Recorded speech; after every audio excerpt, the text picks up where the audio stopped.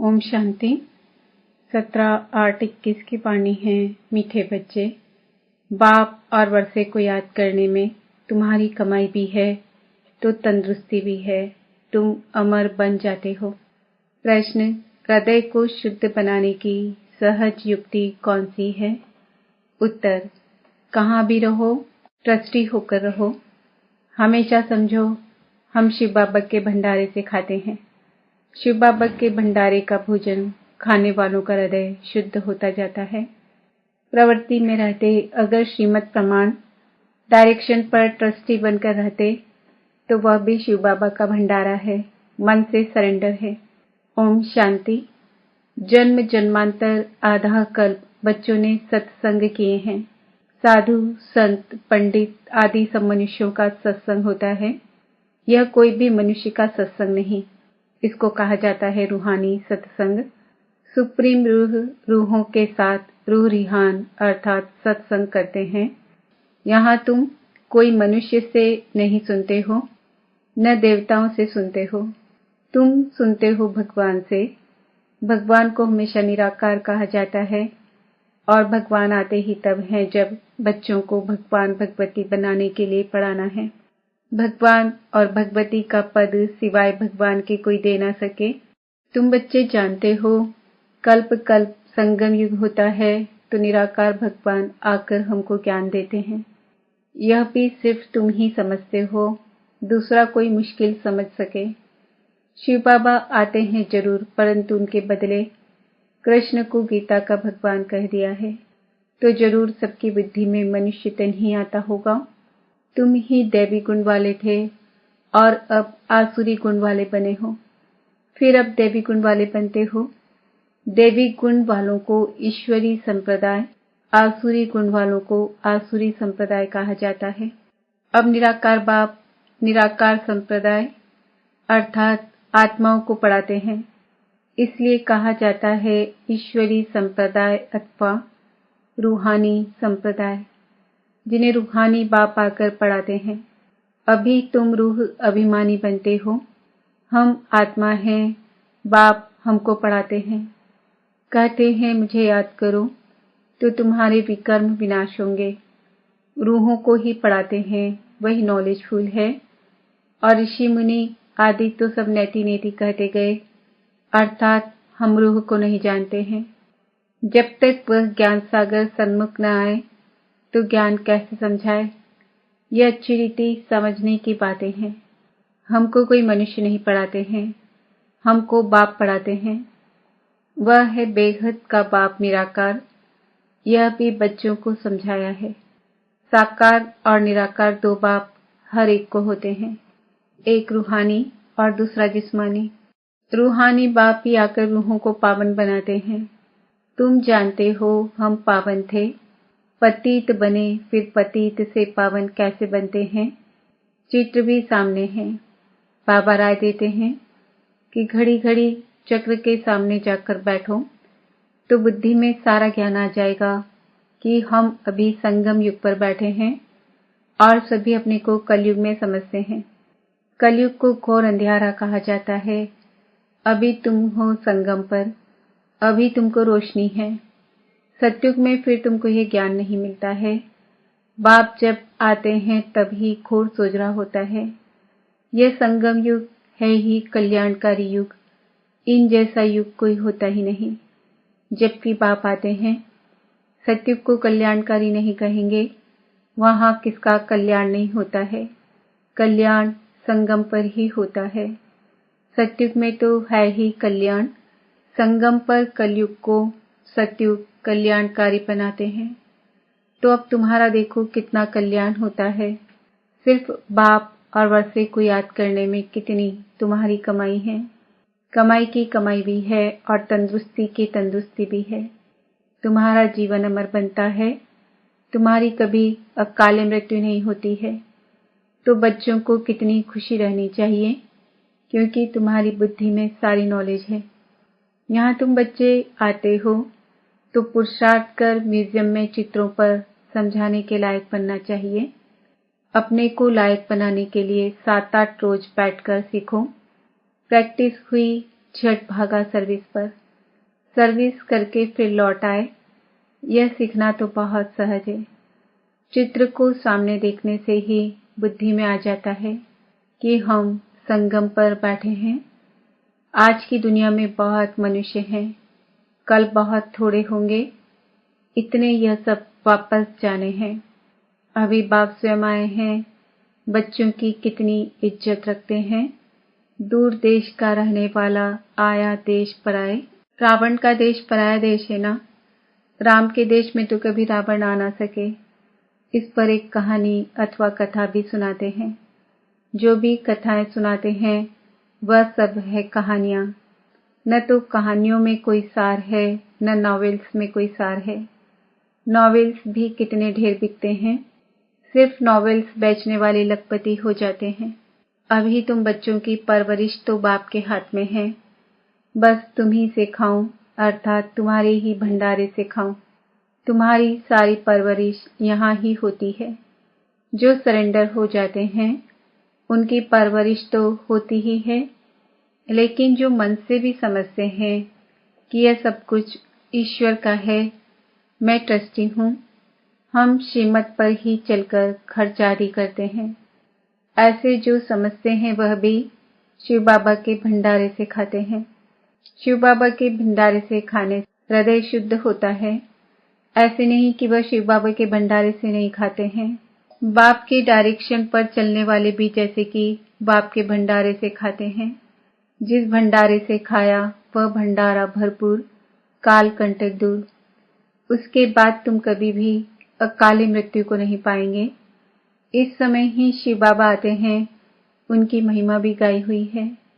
शिव जयंती भी मनाते हैं, परंतु उनका भंडारा कैसे होता ये कोई भी नहीं जानते हैं। बाबा भी बरोबर आते हैं ना। बच्चे जो भी आते हैं उनको शिव बाबा के भंडारे से खाना मिलता है। अच्छा, मेल सरेंडर होता है तो ठीक है। अगर वह सरेंडर नहीं होता तो माताएं क्या करें? क्योंकि कमाई है पति की, वह तो सरेंडर होता नहीं। वह तो जब आमदनी करे तब स्त्री खाए। हाथ जोड़ा सरेंडर है तो फिर शिव बाबा के भंडारे से परवरिश हो सकती है। यह बाप बच्चों को अच्छी रीति समझाते हैं। बुद्धि में रखना है, हम बाप के पास बैठे हैं जब तक कर्मातीत अवस्था हो जाए। दिन प्रतिदिन हम अपने स्वराज के नजदीक आते जाते हैं। समय बीतता जाता है, तुम नजदीक आते जाते हो। सतयुग के पहले वर्ष में अब कितने वर्ष कहेंगे? अब कितना नजदीक आ गए हैं। बाप कहते हैं, बच्चे अब तुम्हारा 84 का चक्र पूरा होता है। तुमने अब 84 जन्मों के चक्र को जाना है। चक्र को देखने से ही कहेंगे हम अभी संगम पर हैं। इस तरफ है कलयुग, उस तरफ है सतयुग। कल हम अपने सुखधाम में होंगे। दुनिया को पता नहीं है, वह तो बिल्कुल ही घोर अंधेरे में है। तुम बच्चों को बहुत खुशी होनी चाहिए। बेहद के बाप से हम 21 जन्म की कमाई करते हैं, सदा सुख का वर्षा पा रहे हैं। यह खुशी रहती है। स्वर्गवासी बनना यह तुम्हारी ही तकदीर में है। स्वर्ग एक वंडरफुल चीज है।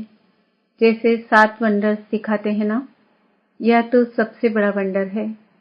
चित्र भी है वंडरफुल स्वर्ग के। ये लक्ष्मी नारायण स्वर्ग के मालिक थे, इसलिए बाबा ने लिखा था ऊपर में सूर्यवंशी का लिखो, उसके नीचे चंद्रवंशी का लिखो तो आधा कल्प पूरा हो जाएगा। सूर्यवंशी चंद्रवंशी 1250 वर्ष, तो फिर लाखों वर्ष की तो बात ही उड़ जाए। वहां बाहुबल में कितना खर्चा होता है। यहाँ शुरू से लेकर अंत तक कुछ भी खर्चा नहीं होता है। यह तो बाप और बच्चों का हिसाब है, खर्चे की बात ही नहीं। यहाँ बच्चे आकर रिफ्रेश हों, इसलिए मकान आदि बनाते हैं। बच्चों का ही पैसा है, सो भी कितने दिन तो पास हो गए, बाकी थोड़े दिन हैं, खर्चा कुछ भी नहीं।